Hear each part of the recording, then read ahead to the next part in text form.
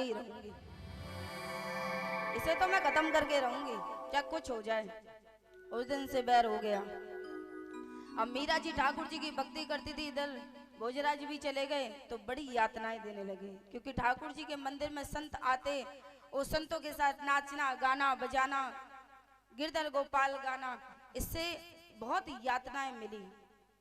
परंतु देखिए ना, जब वो बहुत भर गई, आ गई सीधे वृंदावन। न जाने कौन से इस टेढ़ी टांग वाले ने कौन सा जादू किया, क्या बांसुरी फेरी, चित्तौड़गढ़ की, राजस्थान की वो मीरा, जबकि संपन्न है, सब कुछ है, यहाँ तक कि उनके ससुर जी ने गिरधर गोपाल का एक अलग से मंदिर भी बना कर दिया कि तुम यहाँ पूजा कर सकती हो। परंतु फिर भी न जाने कौन से नजर का तीर मेरे ठाकुर जी ने चला दिया। वो साजो सिंगार को बिखेर कर, एक भगवा वस्त्र पहनकर, हाथ में वीणा लेकर उस वृंदावन में जा रही हैं, घूम रही हैं। हम जाते हैं वृंदावन, हम भी जाते हैं, पर हम क्या करते हैं? कुछ नहीं, दर्शन किया, कुल्हड़ वाली लस्सी पी, थोड़े पेड़े लिए, चल दिए। हम कभी उस भाव से गए नहीं कि आज हम कृष्ण को से मिलें। हम उस भाव से गए नहीं कि एक बार वो मेरा नाम लेकर मुझे पुकारे। कि जब अंदर से दर्शन कर कर आते हैं तो मन में हुड़क जगे कि कोई एक बार तो मेरा नाम लेकर कृष्ण पुकार ले, कि हमारे हृदय में तो ये प्रेम है कृष्ण, हम तो आपसे कहते हैं कि हम आपसे प्रेम करते हैं, पर कितना आनंद आए जिस दिन कृष्ण हमसे ये कहे कि हम भी तुमसे प्रेम करते हैं। ऐसा भाव जब हम लेकर जाएं तो उस दिन वास्तविक में हमें कृष्ण के दर्शन हो सकते हैं। पर नहीं, हमने कभी मीरा वाला भाव लिया ही नहीं।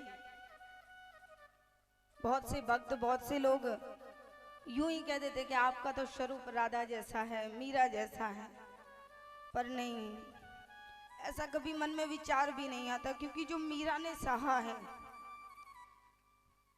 वो हम जीवन में कभी नहीं सह सकते, वो भक्ति ही नहीं कर सकते हम।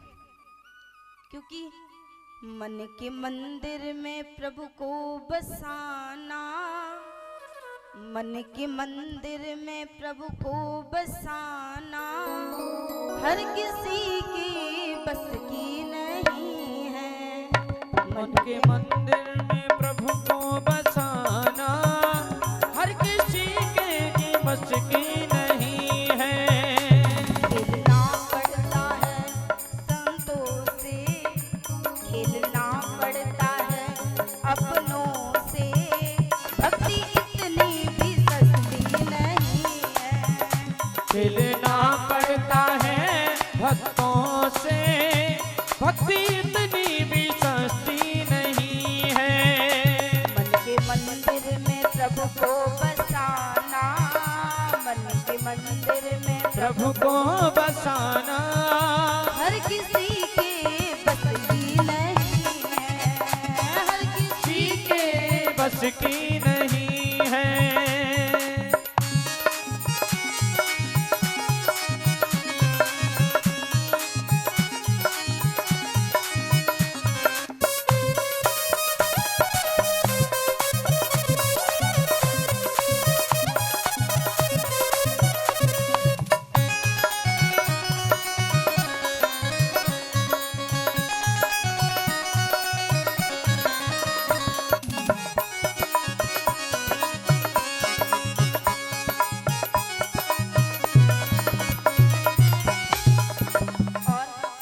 भक्ति मार्ग पर चलना आसान नहीं है प्यारे, कोई भी चीज आसान नहीं है, पर भक्ति मार्ग पर चलना भी आसान नहीं है।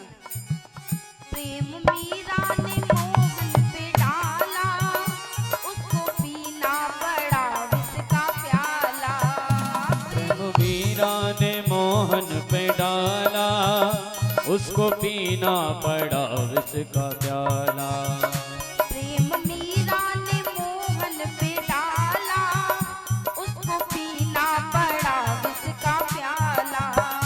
प्रेम मोहन पे डाला, उसको पीना पड़ा विष का प्याला। जब तक ममता है इस जिंदगी में, जब तक ममता है इस जिंदगी में, जब तक ममता है इस जिंदगी में, जब तक ममता है इस जिंदगी में, उसकी रहमत बरसती नहीं है, उसकी रहमत बरसती नहीं है। जूझना पड़ता है अपनों से, जूझना पड़ता है अपनों से, भक्ति इतनी भी सस्ती नहीं है, भक्ति इतनी भी सस्ती नहीं है, भक्ति इतनी भी सस्ती नहीं है। दोनों हाथ से ताली की सेवा करते हुए बड़े प्रेम से मीराबाई की।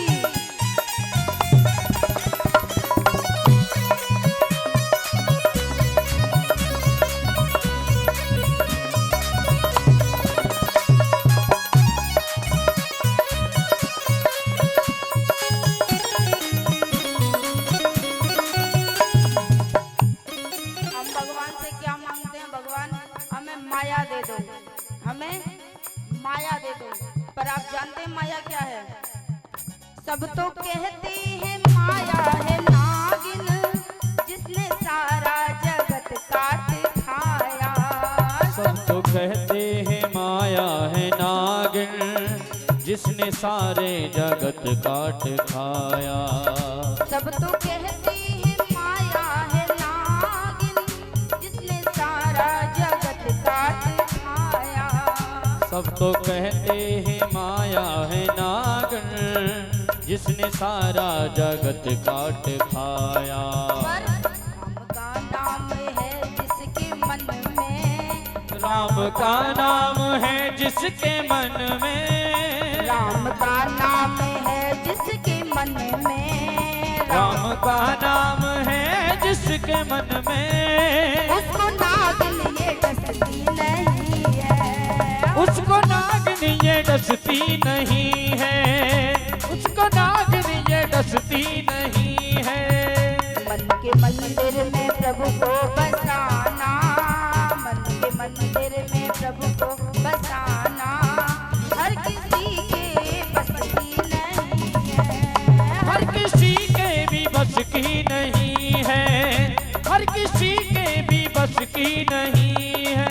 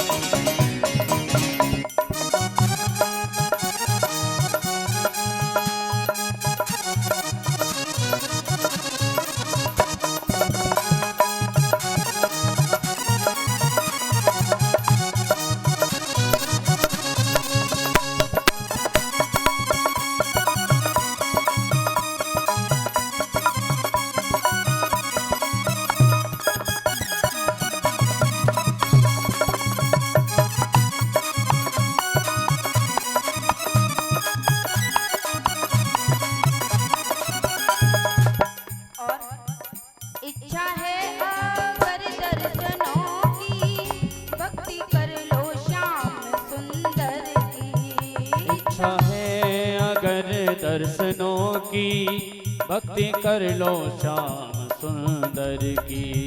क्योंकि प्यारे अभी महाशिवरात्रि आने वाली है, महाशिवरात्रि आने वाली है, परंतु शिव भक्तों के लिए हर दिन शिवरात्रि है, हर दिन। ये जरूरी नहीं कि जिस दिन महाशिवरात्रि होगी उसी दिन हम बाबा भोलेनाथ को मनाएंगे, उससे पहले छोड़ देंगे। हर दिन शिवरात्रि है, पर महाशिवरात्रि दिन तो उनका एक विशेष दिन है। पर शिव भक्तों के लिए इसी प्रकार कृष्ण भक्तों के लिए हर दिन पूर्णिमासी, हर दिन एकादशी होनी चाहिए। चढ़ के एक बार जो उतर जाए, चढ़ के एक बार जो उतर जाए, चढ़ के एक बार जो उतर जाए, चढ़ के एक बार जो उतर जाए,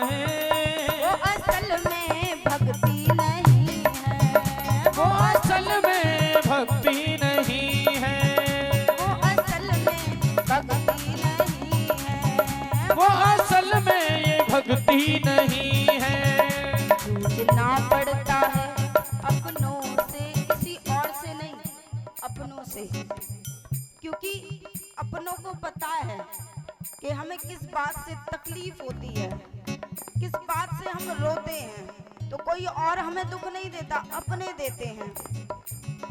जूझना पड़ता है अपनों से, जूझना पड़ता है अपनों से, भक्ति इतनी भी सस्ती नहीं है, भक्ति इतनी भी सस्ती नहीं है, भक्ति इतनी भी सस्ती नहीं है, भक्ति इतनी भी सस्ती नहीं है, भक्ति इतनी भी सस्ती नहीं है, भक्ति इतनी भी सस्ती नहीं है, भक्ति इतनी भी सस्ती नहीं है।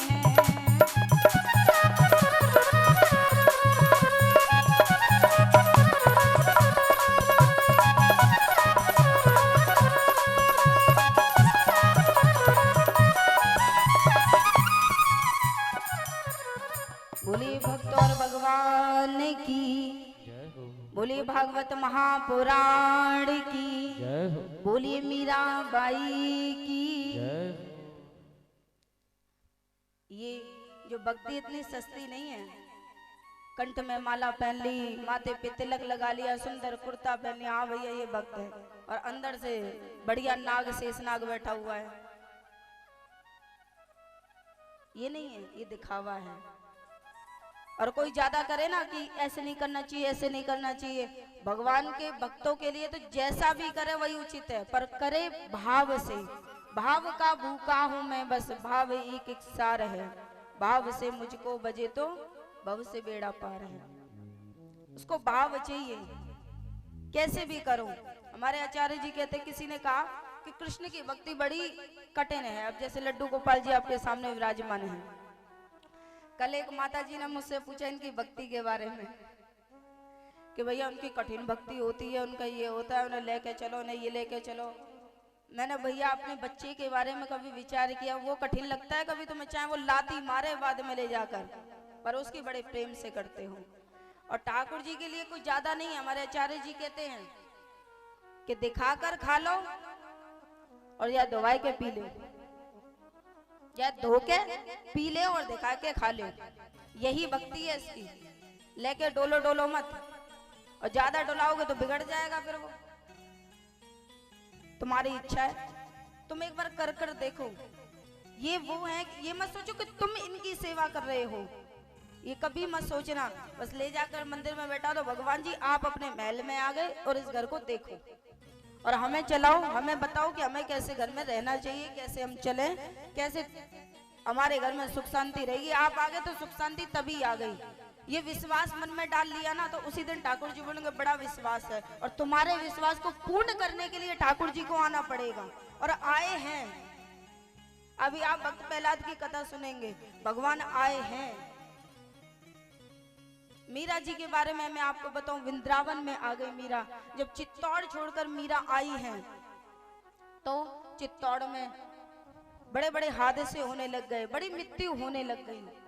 बड़े श्रेष्ठ बुजुर्ग विद्वान ने बोला कि मीरा जब से गई है, एक भक्त को हमने बहुत सताया है। जब से मीरा गई है तब से यहाँ पे कुछ ना कुछ अनहोनी हो रही है। आप जाओ वृंदावन में और मीरा को लेकर आओ। पता चला वृंदावन में कि वो द्वारका में है, द्वारका में गए हैं। मीरा को समझाया है, बुझाया है कि नहीं चलो आप वहां रहकर भक्ति कर लेना, हम सुंदर आप जैसा चाहेंगे हम वैसा करेंगे। मीरा जी ने बोला कि नहीं, मुझे नहीं जाना वहां, मैं यहीं रहना चाहती हूँ। बहुत मनाया, अंत में मीरा जी ने कहा ठीक है मैं अभी आती हूँ, अंतिम बार मैं अपने द्वारकाधीश के दर्शन कर लूं। मीरा चली है, मंदिर में प्रवेश किया है, पट को बंद किया मीरा ने। अब सब ग्रामवासी विराजमान हैं, सोच रहे हैं कि मीरा जी आएंगी आएंगी। 1 घंटा हो गया, 2 घंटे हो गए, 3 घंटे हो गए, मीरा जी का कोई बाहर ही नहीं आ रही है मीरा। 4-5 घंटे के बाद उस दरवाजे को खोला गया, तब देखा उसमें चारों तरफ नजरें उठाई, कहीं नहीं। और जब सामने देखा द्वारकाधीश की मूर्ति में, तो बीच में से दरार और मीरा उनमें समा गई। तो मीरा की जो साड़ी थी वो द्वारकाधीश पे पूरे ऐसे घूमी हुई थी। आज भी आप द्वारकाधीश के दर्शन करने जाएंगे तो बीच में दरार अभी भी आपको नजर आएगी। मीरा उसमें समा गई, मीरा वापस नहीं गई। आज तक कोई नहीं बता पाया कि मीरा आखिर कहाँ चली गई। बताया जाता है कि उसी द्वारकाधीश की मूर्ति में वो समा गई। ऐसी भक्ति मीरा ने करी। क्या नहीं बोला मीरा को, संतों के साथ घूमती है, न जाने कैसे कैसे उनको गलत गलत तरीके से बोला गया। तो भैया हर किसी को देखकर यूं मीरा कह देना, राधा कह देना मुझे ठीक नहीं लगता। मेरे से भी कोई कहते तो भैया दूर से प्रणाम, क्योंकि मीरा जैसा भाव जिस दिन आ जाएगा वो अभी तक है ही नहीं, दूर दूर तक नहीं है। और बस ठाकुर जी कृपा करें तो जैसी कट रही है कि तेरे सहारे जीवन बिता रहे हैं, और जैसी भी निभ रही है वैसी निभा रहे हैं, जैसा आ रहा है वैसा कर रहे हैं। हमें ब्रजवासियों का संग दे दिया, ये प्रेम दे दिया, हमारे लिए इतना पर्याप्त है। आगे सुखदेव जी महाराज राजा परीक्षित जी को श्रवण करा रहे हैं। भूमंडल के बारे में बताया है, नरकों का वर्णन कर रहे हैं। अब यहाँ बड़े ध्यान से सुनना। अब तुम्हारे कहाँ का प्लॉट कट रहे हैं नरक में, क्योंकि आप जैसे कर्म करेंगे वैसे आपको फ्लैट ऊपर नजर आएंगे। क्योंकि क्या पता जो यहाँ नहीं खरीद पाए हो उन्हें ऊपर अलग से एक बढ़िया बढ़िया फ्लैट मिलेगा। अब विचार करिए, क्योंकि नरकों का वर्णन कराया है। जैसा व्यक्ति जो कर्म करता है उसे वैसे फल की प्राप्ति होती है, और वैसे ही उसे घर प्राप्त होता है। वैसे ही ऊपर फ्लैट की व्यवस्था करी होगी, पर मिलेगा एक ही कमरा। वहां पर भीड़ ज्यादा रहती है नरकों में, मिलेगा एक ही कमरा। नरकों का वर्णन किया है। वैसे तो बहुत सारे नरक है, पर कुछ जो ज्यादा बढ़िया वाले पापी है उनके लिए द्रोप नरक, रौरव नरक, कुंभी पाक नरक, द्रोप नरक। एक नरक जो बहुत बढ़िया, जो कलयुग में बहुत चल रहा है। आज सुबह में बातें भी सुन रही थी माताएं बहनों की। अब ये मैं सोचा करूं जहां मैं रुकी हुई हूँ वहां मैं बहरी हूँ, सुनती नहीं हूँ, बढ़िया सुनती हूँ मैं। एक महिला, दोनों बहनें बातें कर रही कि भैया आज तो बड़ा जमाना बड़ा खराब है, हमारे पति पता नहीं चले जाते हैं क्या क्या करके आते हैं, क्या क्या नहीं करके आते हैं। जमाना बड़ा खराब है भैया। और उनके लिए है ये द्रौप नरक। उसमें क्या होता है, अपनी स्त्री, अपनी पत्नी होते हुए भी पर स्त्री पर जो दृष्टि डालता है, गलत नजर से देखता है, उनके लिए वही फ्लैट बने हुए हैं। और उस फ्लैट में पता है क्या होता है, वह लोहे की एक विश्व सुंदरी खड़ी होती है, लोहे की। और उस लोहे की विश्व सुंदरी में कोयले भरे जाते हैं। जितनी सुंदर आपकी नजर है उतने सुंदर उसमें कोयले डाले जाते हैं बबकते हुए। अब फिर बोला जाता है कि इस विश्व सुंदरी से आलिंगन करो। और जो नहीं करते, वहां जिससे तुमने रेंट पे कमरा लिया है, फ्लैट लिया है, तो वो खड़े रहते हैं, जबरदस्ती तुमसे कर्जे चुकवाते हैं कि नहीं करो, आलिंगन करो। यही भाइयों का है तो यही बहनों का भी है, उनके लिए अलग। जीवन में ऐसा नहीं करो। वहां पे सब वैरायटी हैं। जो गुरु का त्याग कर देता है, उनके मंत्र का त्याग कर देता है, आसन माला का त्याग कर देता है, चाहे गुरु कैसा भी क्यों ना से भी, ये तुमने क्यों करा, पति कैसा भी से, अगर ऐसा होता आता इतिहास है तो मंदोदरी ने तो कब का छोड़ दिया होता रावण को। कल भी मैंने बताया था, आप अपना धर्म निभाते रहो, आप अपना कार्य करते रहो। भैया ऊपर बैठा है ना भगवान, देख लेगा। जो गुरु का त्याग करता है, उनके मंत्र का त्याग करता है, उसे महारौरव नरक मिलता है, जहां पर बहुत सारा वीर्य होता है और छोटी छोटी सुड़ी होती हैं। उसी में तुम्हें डाल दिया जाता है, मुख में। और भैया ये तो चलो पति पत्नी की हो गई, शिष्य की हो गई, और जो अब ये सोच रहे हैं, जो कुंवारे लड़के हैं वो सोच रहे हैं भैया हम तो बच गए, वो भी ये सोचे कि भैया विवाह हुआ नहीं, हमें तो पूरा परमिट है कि हम घूर सकते हैं, देख सकते हैं। उनके लिए भी एक है कि जो नुक्कड़ पे बैठ जाते हैं लड़के, और वहां से अगर कोई भी बहन बेटी निकलती है तो भाई इनके तो कुछ है भी नहीं, तो भी भाई कॉलर खड़े खड़े कर करके भैया आनी कानी बातें शुरू। जो बहन बेटियों को गलत नजर से देखता है उसकी भी व्यवस्था कर रखी है। आपने देखा ट्यूबलाइट देखी है? ट्यूबलाइट में अभी सर्दियों के समय में जब आप देखते हैं कि ट्यूबलाइट पे मच्छर और वो कीड़े मकोड़े घूमते रहते हैं उस लाइट के आसपास, और जैसे ही कीड़ा उस लाइट पर बैठने का प्रयास करता है वो मर जाता है उसकी तेज रोशनी से। इसी प्रकार ऊपर ऐसा बनाया गया है, जो भी लड़कियों को गलत नजर से देखता है ऊपर, तो वही वो पतंगा बनता है, वही वो कीड़ा बनता है। तो रोशनी के पास घूमता तो है, पर जैसे उसको लगता है वैसे ही मर गया। इसे कहते हैं 84 लाख योनियां, जहां घूमना पड़ता है तुम्हें। कर्म अच्छे करोगे, मानव जीवन जो मानव चोला मिला है, अभी आचार्य जी आपको बता रहे थे, मानव चोला मिला है, इसे यूं ही व्यर्थ मत गवाओ। अरे भैया हमारी जिंदगी में कुछ ना रखो, हम तो अब मरेंगे। मरना सबको है, निश्चित है कि मरोगे, मरकर कुछ उखाड़ नहीं लोगे, कुछ नहीं होगा, तुम्हारे फोटो पे माला भी नहीं चढ़ेगी, पता नहीं कौन से जूतों में पड़े रहोगे आप। कर्म अच्छे करके जाओ, जो तुम्हारे बेटे तुम्हारे नाम को गाए। अगर तुम उनके लिए 3-4 फ्लैट भी छोड़कर जाओगे ना, पड़ेंगे जूते ही तुम पर। इसलिए खुद जिंदगी में बनो। अगर ध्रुव ने सोचा होता कि भैया मेरा पिता नाम रोशन कर देगा, या पिता ने सोचा हो मेरा बेटा नाम रोशन कर देगा, अरे खुद नाम रोशन करो ना अपना। क्यों बच्चे पे सपने दिखा रहे हो अपने? और बच्चे पे सपने दिखाए तो बच्चे को इस लायक बनाओ। मैंने अभी सुना है कि सुबह पिताजी चले गए ड्यूटी के लिए, शाम को आए, चढ़ाया पौआ, सो गए। अरे बच्चे से ये तो पूछो कि बच्चे तूने सुबह से क्या पढ़ा, क्या लिखा, क्या सीखा, क्या कर रहा है, क्या नहीं कर रहा है। तुम कमा किसके लिए रही हो? बच्चों के लिए। अरे मैं तो बहुत कमा देता हूँ, इसकी फीस भर तो रहा हूँ, और क्या जान लोगे मेरी?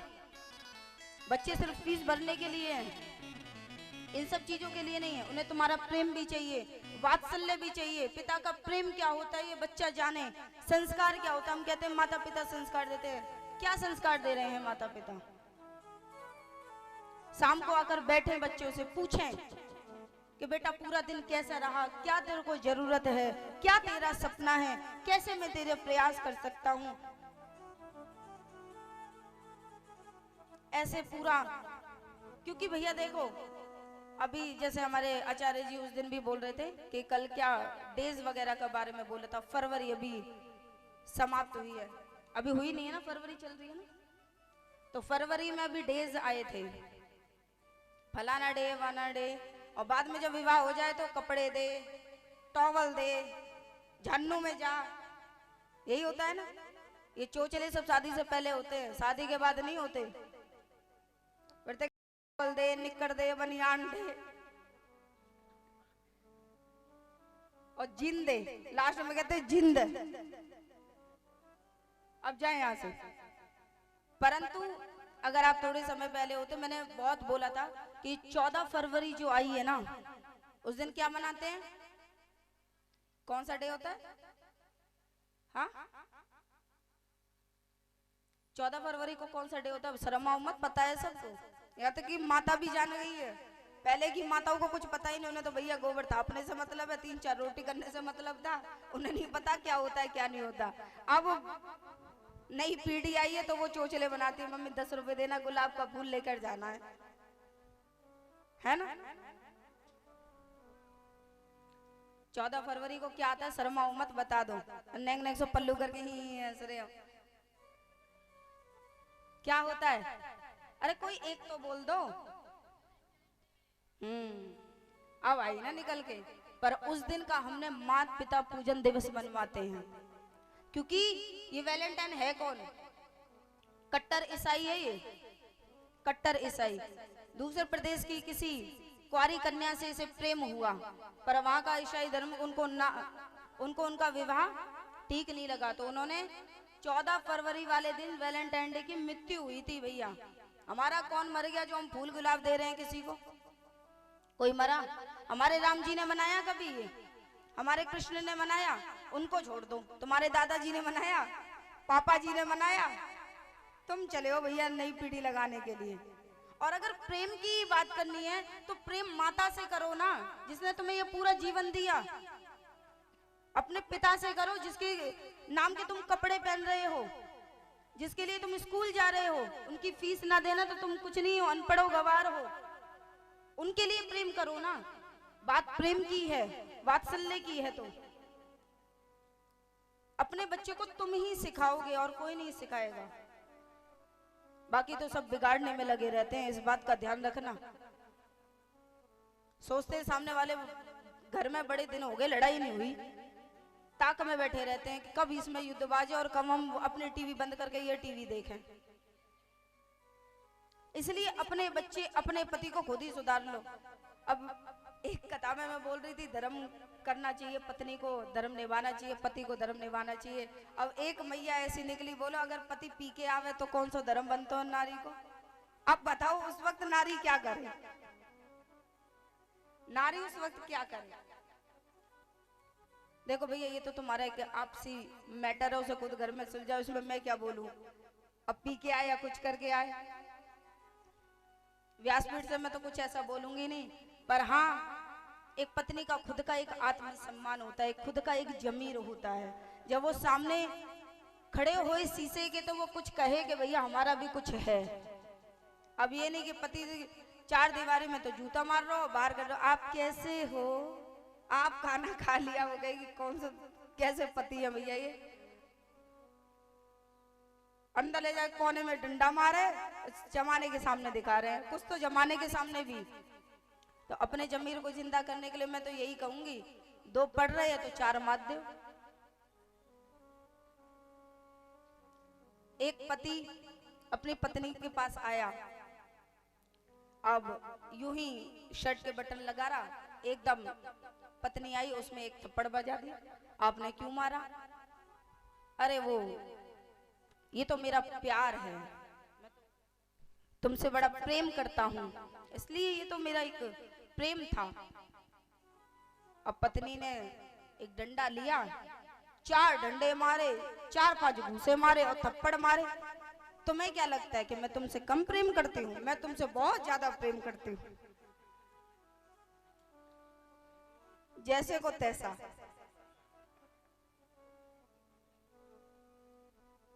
धर्म है।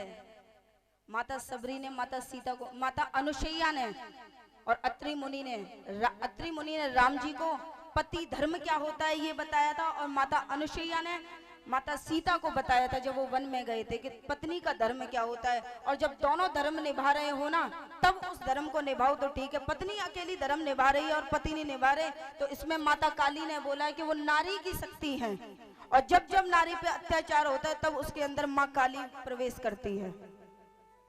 नारी का खुद का एक वर्चस्व है।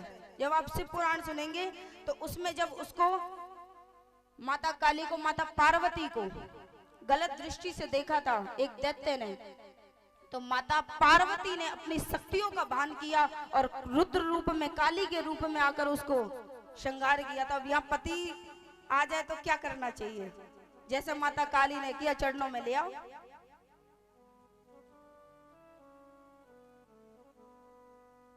भैया घर पे जाके करना मत, व्यास जी ने बोला था, कहीं तुम चालू हो जाओ। कोई बात तो मानोगे नहीं, ये जरूर मानोगे, हाँ ये हमारे मौके की बात बोली है। जितना हो सके प्रेम से मनाओ, वरना नहीं तो जहाँ शास्त्र से नहीं वहां शस्त्र से तो बात करने वाले हमारे माँ के बिहारी है ही। उन्होंने शास्त्र चलाने का प्रयास किया था, परंतु महाभारत निश्चित था तो निश्चित था, जहाँ प्यार से नहीं वहां लूट से। बोली वृंदावन बाकी बिहारी लाल की। आगे श्रीमद् भागवत महापुराण के 6ठम स्कंद में भगवान के ऐसे भक्त हैं जिसने भगवान का नाम गलती से लिया था। और गलती से लेने वाले कौन थे? अजामिल। अजामिल ने भगवान का नाम बहुत गलती से ले लिया। गलती से कैसे लिया? कि भैया पहले तो बहुत शुद्ध आचरण वाला है ये व्यक्ति। शुद्ध आचरण मतलब बहुत ज्यादा ही शुद्ध थे। ऐसा दुनिया का कोई पाप नहीं जो अजामिल नहीं करते। पहले तो बहुत शुद्ध आत्मा था, पर ऐसा कोई पाप नहीं जो वो करते। परंतु एक बहुत अच्छा गुण कि उसके यहाँ संत आए, उसने भोजन कराया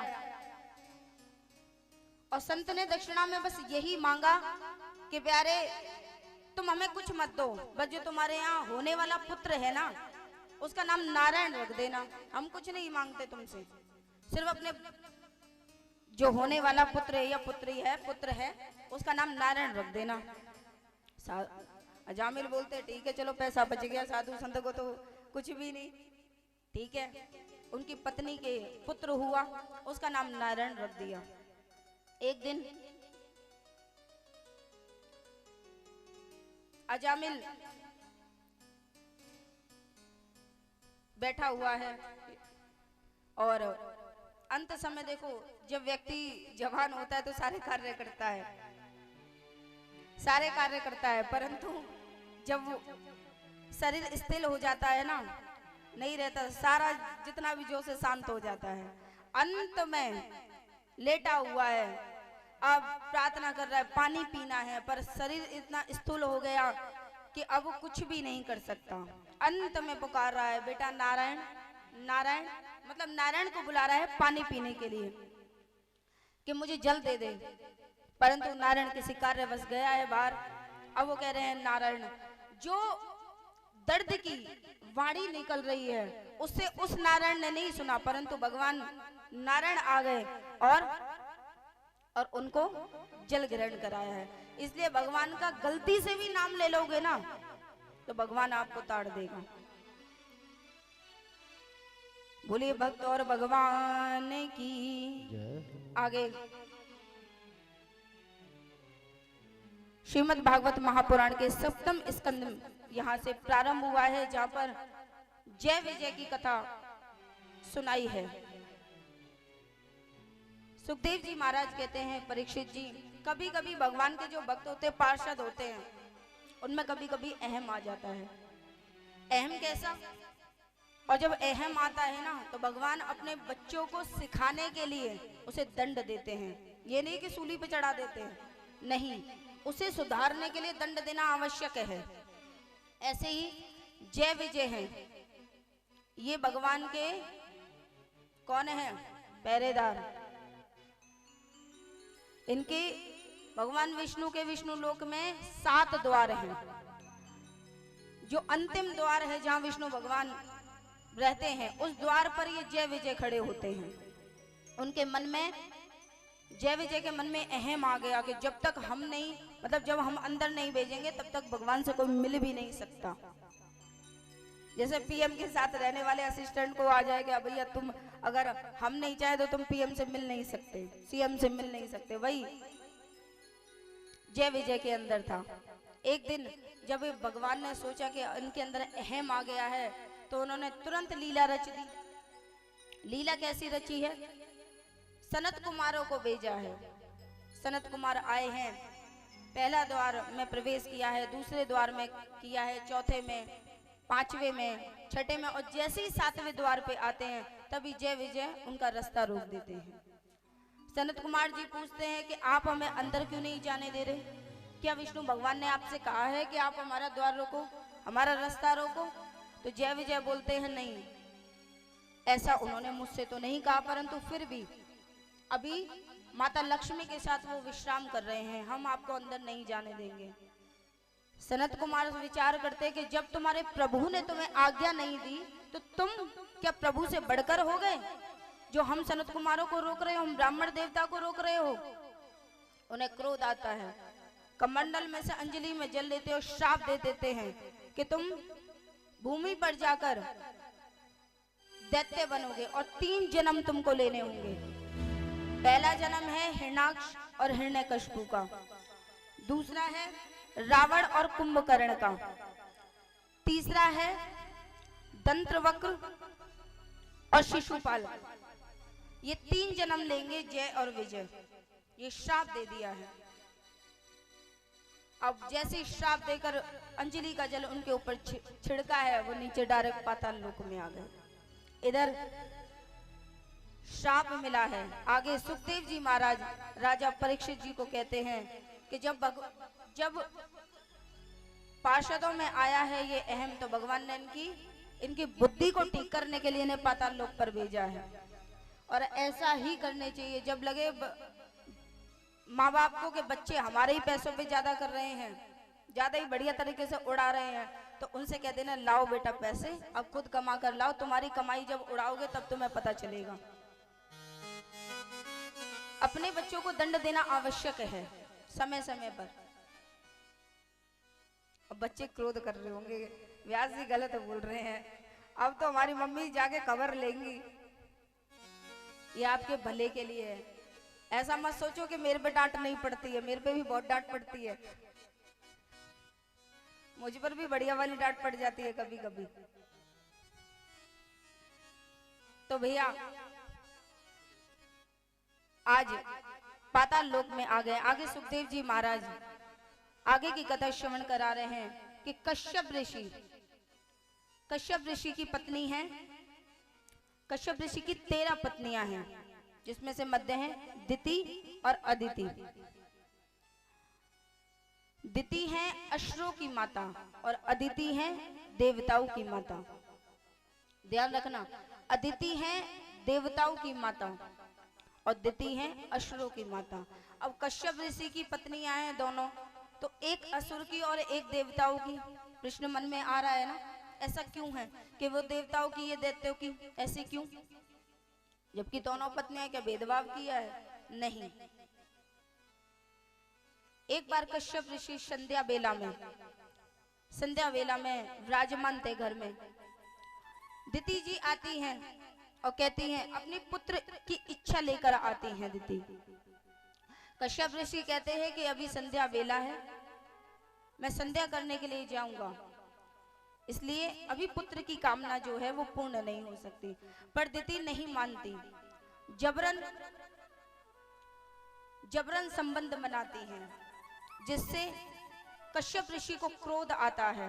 क्रोध आने पर वो श्राप देते हैं कि तुमने संध्या बेला में ये अशुभ कार्य किया है, इसलिए मैं तुम्हें श्राप देता हूं कि तुम दैत्य की माता बनो, दैत्यों की माता बनो। उन्हें श्राप दे दिया है।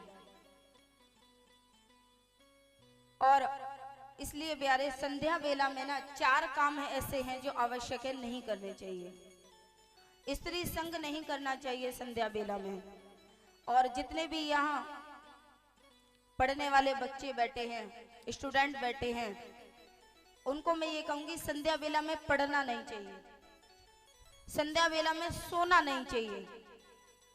कितने कार्य हो गए, क्या नहीं करने चाहिए? स्त्री संग नहीं करना चाहिए, सोना नहीं चाहिए और पढ़ना नहीं चाहिए। और संध्या बेला में भोजन भी नहीं करना चाहिए। अब संध्या बेला कब होते? जब यहाँ तो भैंस गाय दोनों हैं, जब वो काटते हैं वो संध्या बेला होती है, वहीं से प्रारंभ हो जाती है। तो संध्या बेला में ये 4 कार्य नहीं करने चाहिए। और जो करते हैं, देख लो दिति को क्या हुआ, श्राप लग गया। पढ़ोगे, पढ़ने का समय है 4 बजे का सुबह का। अब रात को जो कॉफी पी के पढ़ते हैं, चाय पी के पढ़ते हैं, एग्जाम आ गए 1 दिन पहले पढ़ रहे हैं, पूरे साल नहीं पढ़ा पर एग्जाम आए 1 दिन पहले पढ़ रहे हैं, जो कि बहुत गलत है। अगर आपको पढ़ना है, तुम 1 घंटा भी 4 बजे से लेकर 5 बजे पढ़ लिए, विश्वास दिलाती हूँ आपको पूरा हर समय याद हो जाएगा, हर समय के लिए। और पढ़ते वक्त जीभ तालू में लगा लें, ऐसे करके जीभ को तालो मतलब ऊपर का। पढ़ते वक्त जीभ को तालों में लगाएंगे तो पढ़ा हुआ जल्दी याद होगा। भैया मैं तो दूसरी क्लास में पढ़ी हूँ, जब मुझे तो पता नहीं है, पर फिर भी बता दे रही हूँ। शास्त्र में ऐसा कहा गया है कि संध्या बेला में नहीं पढ़ना चाहिए, 4 बजे ब्रह्म मुहूर्त में पढ़ना चाहिए, पढ़ा हुआ जल्दी याद रहता है। आगे जब दिति को श्राप दिया है कि आप दैत्यों की माता बनेंगी, तो 100 वर्षों बाद दिति के 2 पुत्र हुए हैं। कौन हुए? हिरण्याक्ष और हिरण्यकशिपु। हिरण्याक्ष और हिरण्यकशिपु, हिरण्याक्ष और हिरण्यकशिपु इतने प्रभावशाली थे कि उनके अंदर ये था, हिरण्याक्ष को अब ये भ्रम पैदा हो गया कि भैया मैं ही मैं हूं, अब कोई और नहीं है, पृथ्वी पर सिर्फ मेरी पूजा होनी चाहिए, किसी विष्णु भगवान की पूजा नहीं होनी चाहिए। भगवान कौन है? हिरण्याक्ष कहता है मैं भगवान हूं और कोई नहीं है। हिरण्याक्ष को भ्रम पैदा हो गया, चले हैं विष्णु भगवान के पास, विष्णु भगवान पर प्रहार करने के लिए जाते हैं। पर जब ये देखते हैं ब्रह्मा जी के आ गए हैं हिरण्याक्ष जी, तो उनकी उसी वक्त ब्रह्मा जी को छींक आ जाती है और ब्रह्मा जी की छींक से वराह अवतार होता है। बोलिए वराह भगवान की। वराह अवतार, वराह अवतार किसने लिया था? विष्णु भगवान ने। वराह अवतार होता है और वराह अवतार में ही भगवान हिरण्याक्ष का वध करते हैं, हिरण्याक्ष का वध कर देते हैं। अब जब हिरण्यकशिपु को यह बात पता चलती है कि मेरे भाई का वध कर दिया है विष्णु ने, तब वो उनसे द्वेष कर लेते हैं कि मेरे बड़े भाई की हत्या करी है। तब जब हिरण्यकशिपु को लगा बड़ा प्रभावशाली है, मुझे भी तप करना चाहिए, हिरण्यकशिपु चला है ब्रह्मा जी का तप करने के लिए। 1000 वर्षों तक तप किया है, द्वेष में तप कर रहा है। ध्यान रखना, आप जो मन में विचार लेकर तप करेंगे आपको वही फल प्राप्त होगा। अब द्वेष में विष्णु भगवान को हराने के लिए और कहता है मैं ही भगवान रहूं, मेरे को कोई मार ना पाए, इसलिए हिरण्यकशिपु क्या कर रहा है? तप कर रहा है ब्रह्मा जी का। 1000 वर्षों तक तप किया है, ब्रह्मा जी प्रसन्न हुए हैं,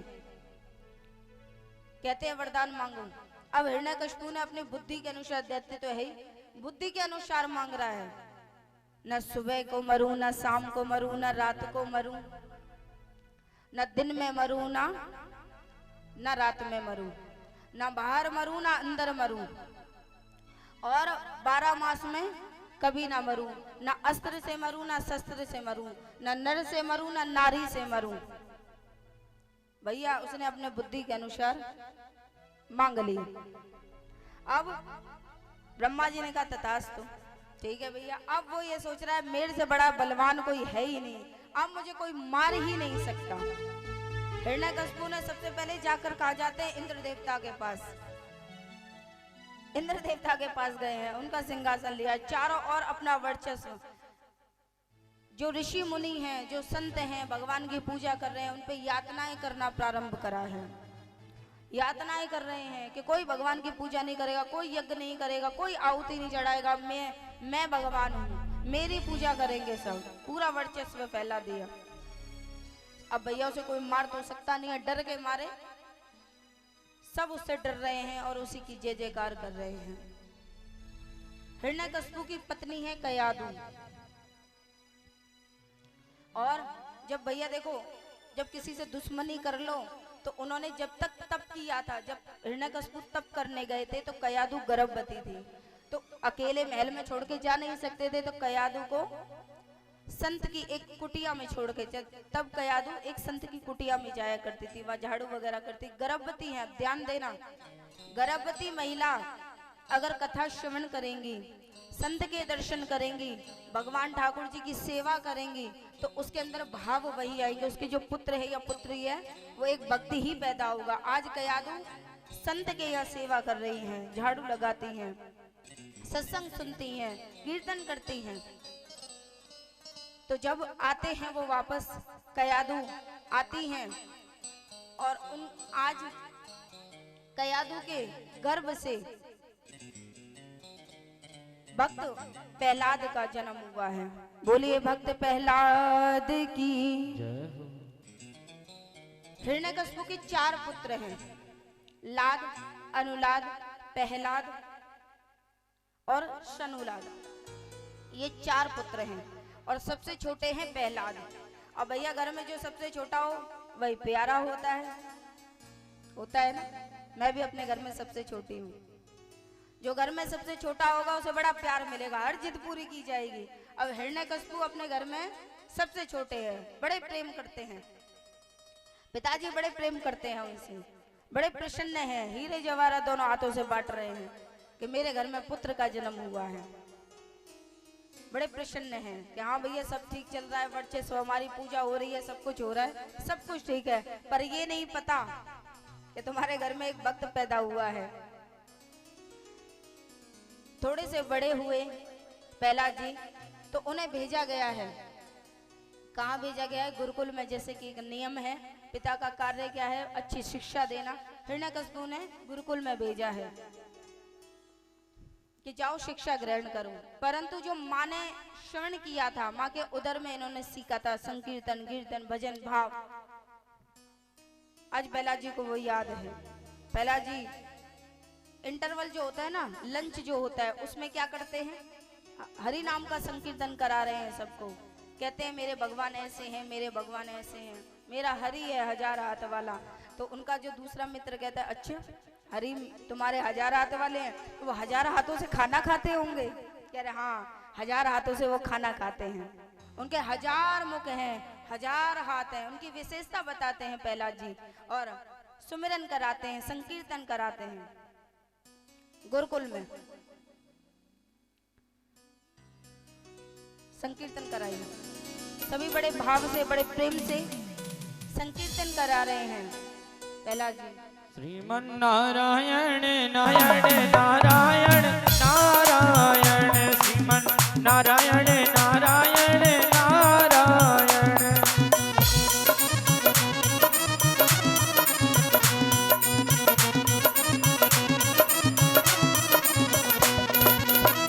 जो नारायण नाम लेते हैं, जो नारायण नाम लेते हैं, पाप होत सब छारायण। हे जी पाप होत सनगरी, जहाँ राम भय अवतारायण, जहाँ राम भय अवतारायण। श्रीमन नारायण नारायण नारायण, श्रीमन नारायण नारायण नारायण।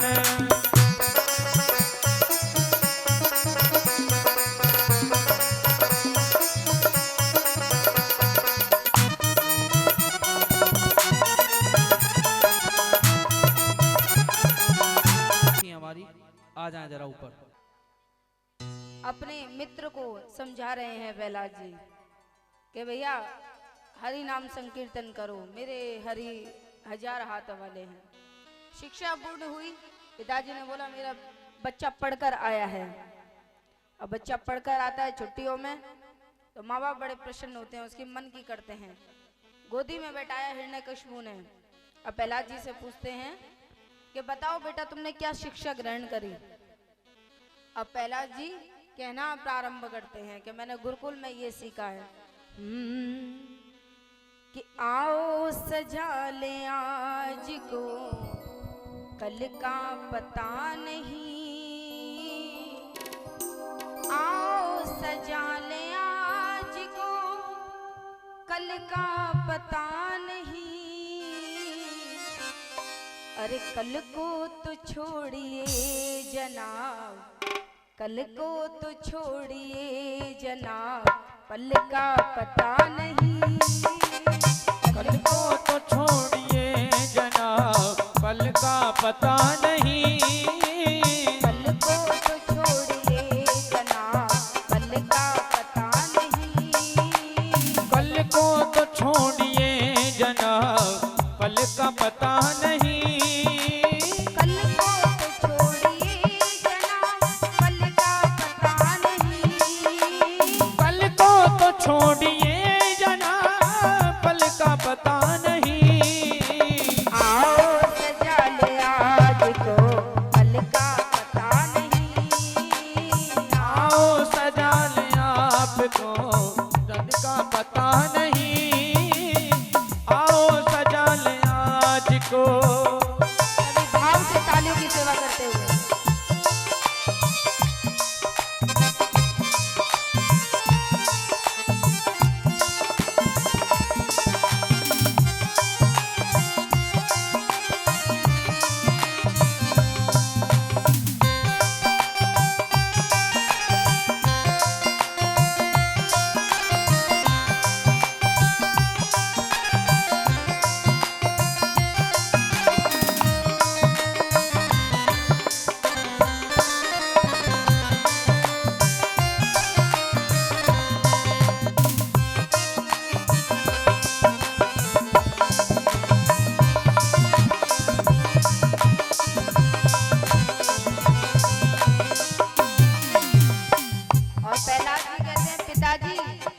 का पता नहीं है।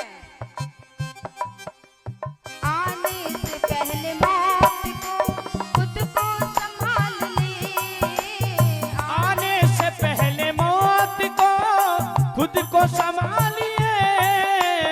आने से पहले मौत को खुद को संभाल ले। आने से पहले खुद को आने से पहले मौत को खुद को संभाल ले। आने से पहले मौत को खुद को संभालिए। टूटा जो फूल साख से, टूटा जो फूल साख से, फिर वो लगा नहीं। टूटा जो फूल साख से, फिर वो लगा नहीं। आओ सजा ले आज को, कल का पता नहीं। आओ सजा ले आज को, कल का पता नहीं। कभी भाव से ताली की सेवा सजा ले करते हैं। आपको। आखिर ऐलान की। जय हो।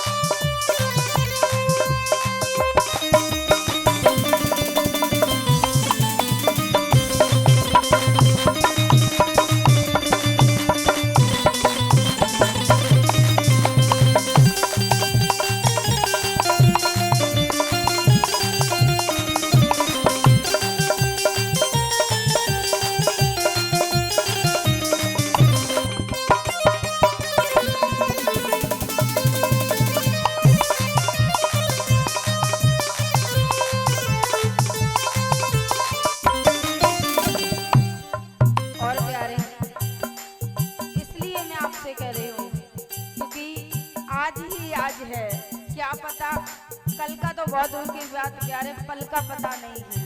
इसलिए जो जैसा मिल रहा है ये उल्टा सीधा भगवान का नाम इसी समय जप लो, क्योंकि क्या पता, कहते हैं भगवान ऐसा कभी हो ना, पर क्या पता यहाँ से निकलने के बाद आपका कोई और सामना कर रहा हो। मौत पग पग पर चल रही है हमारे, इस बात का ध्यान रखना। पर मौत के आने से पहले हम मौत को सजा लें, इतनी सुंदर जीवन को बना लें कि मौत भी आकर कहे कि भैया किसको लेने आ गया। वो भी रोने लगे कि कितना अच्छा व्यक्ति मैं यहाँ संसार से लेकर जा रही हूँ। ऐसा बनो। आने न दीजिए कभी इस दिल में सुख सुबह। आने न दीजिए कभी इस दिल में सुख सुबह। आने न दीजिए कभी इस दिल में सुख सुबह। सक सुबह कैसा प्यारे? सक। आज मैं सुन रही थी, इस शक की कोई दवाई नहीं है प्यारे। जीवन में कभी शक को मत लाना। हम भगवान की भक्ति कैसे करते हैं? दिमाग से। इस मूर्ति को हमने खरीदा, पंडित जी ने बोल दिया कि हमने इस मूर्ति को लेके गए हैं, ये बोलेगी। विश्वास कर लिया तो बोलेगी, और अगर शक करा, अरे मूर्ति तो बोल ही ना रही, फालतू में हमारे पैसा चले गए, मूर्ति तो बोल ही ना रही, ये हो गया शक। तो जीवन में शक करोगे तो शक की दवाई नहीं है। आने न दीजिए कभी इस दिल में शक सुबह। आने न दीजिए कभी इस दिल में शक सुबह। ये लोग लाज लाज है, ये लोग लाज लाज है, क्योंकि प्यारे इसका इलाज नहीं है। ये रोग ला इलाज है, मतलब इसका इलाज नहीं है। बड़े बड़े किसी के पास भी चले जाओ, शक की दवाई कोई नहीं देगा। ये रोग ला इलाज है, इसकी दवा नहीं। ये लोग ला इलाज है, इसकी दवा नहीं। आओ सजा ले आज को, कल का पता नहीं। आओ सजा ले आज को, कल का पता नहीं। और प्यारे, उस जीवन में गुरु के सिवा क्या होगा जिसमें भगवान का नाम ना हो? होगा गुरूर के सिवा उस दिल में और क्या? होगा गुरूर के सिवा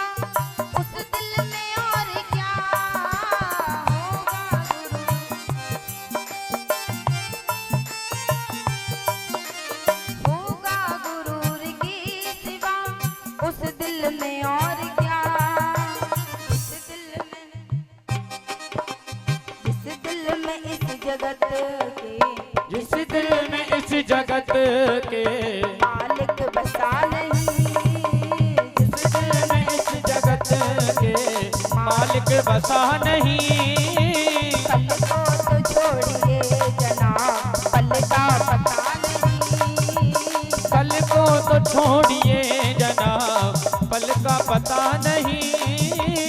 आओ सजा ले आज तो, कल का पता नहीं, आओ सजा ले आज को, कल का पता नहीं।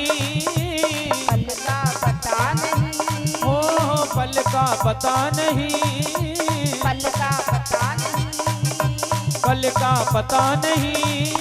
पल का पता नहीं।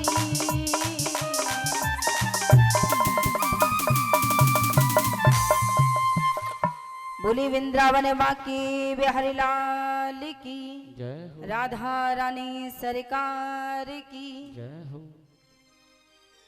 बहुत धीरे बोलो, क्योंकि बाहर वाले ने सुन लिया तो आपकी बदनामी हो जाएगी। बहुत गलत नाम ले रहे हैं हम। बहुत धीरे बोलो, जितना धीरे तुम पे बोले जाए उतना धीरे बोलो। बोले सुखदेव जी महाराज की।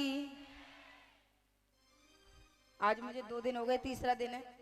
एक जना कान में उठकर ये बोल देता कि हम उल्टा सुनते हैं, तो मैं वही बोलने लग जाती।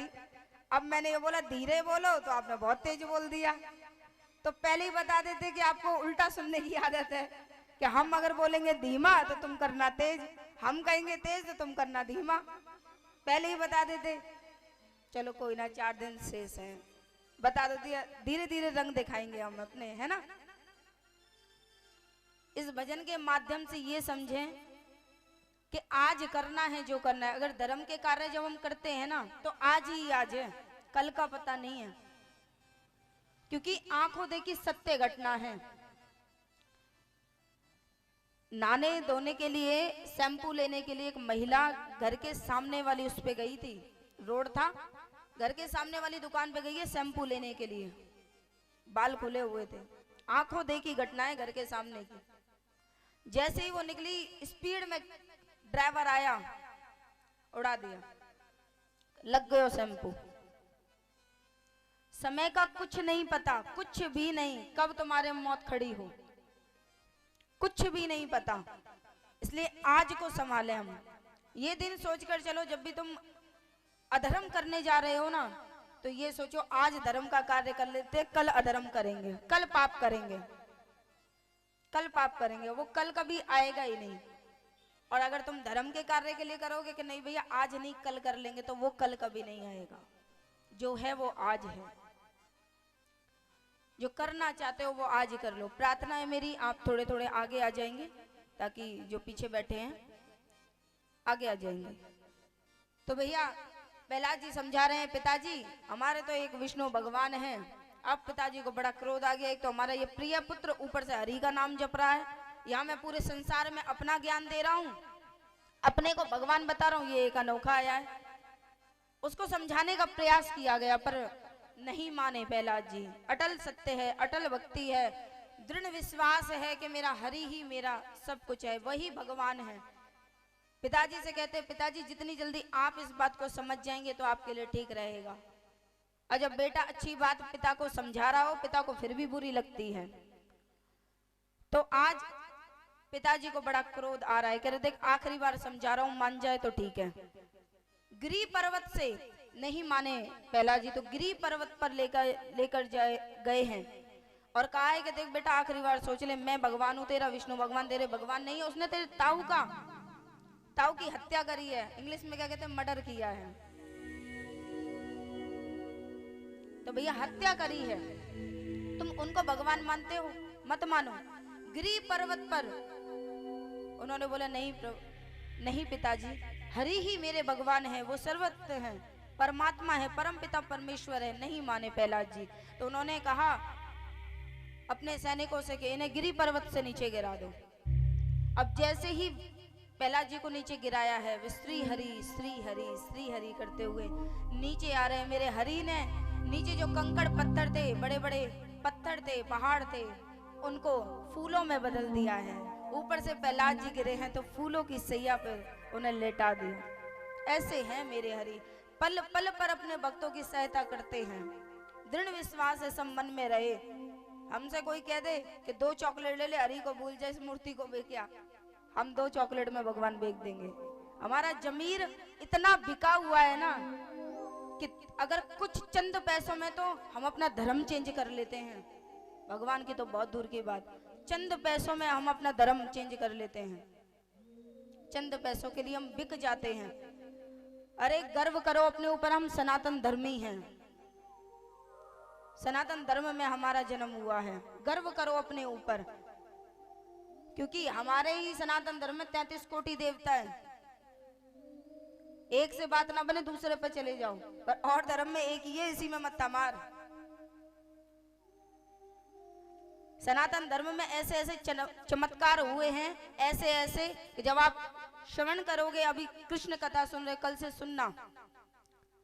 भक्त दृढ़ विश्वास तो करे, पहले भक्त की चरित्र आपको सुनाया गया है कि आप ऐसी अपनी संगति करें, आप ऐसे बने।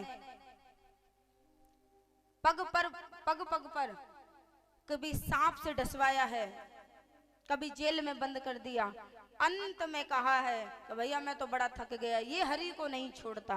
अंत में उनकी बहन आई है, बहन ने कहा भैया आप क्या कर रहे हैं, आप क्यों इसकी हत्या कर रहे हैं।